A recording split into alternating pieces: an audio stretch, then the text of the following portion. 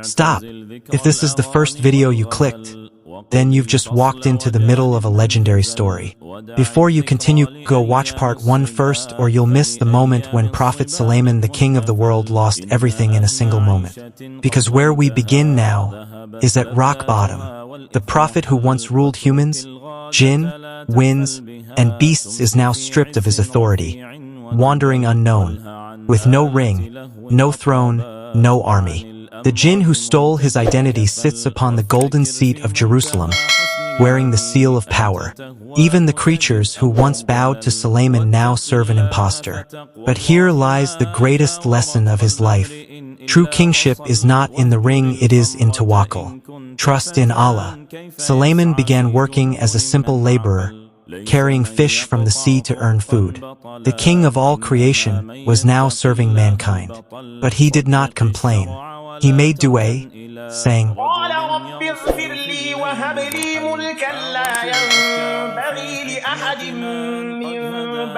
My Lord, forgive me and grant me a kingdom that no one after me will ever have.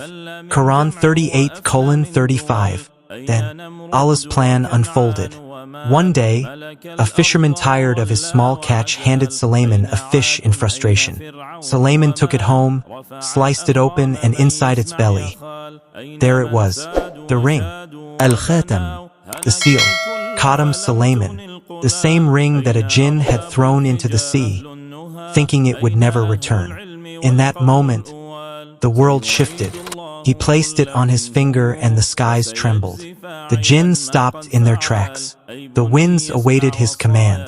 The earth shook beneath the feet of the impostor. The false king was dragged from the throne, chained by the very demons he once ruled. Power restored. Justice returned. But the story was far from over. For across the burning deserts of Yemen, a queen was watching. Her name was Bilqīs, known as the Queen of Sheba. She ruled a mighty empire without a king beside her. But when she heard of a ruler who commanded jinn and winds, she refused to believe. So she sent gifts expecting to buy his favor. Sulayman rejected them. She challenged his throne, so he teleported her palace to Jerusalem before she could even arrive. One with knowledge of the book said,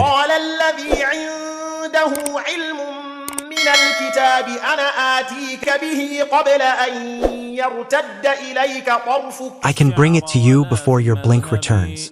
Quran 27:40. When she stepped into his grand palace, with floors of glass flowing like water, she lifted her dress, thinking she would sink.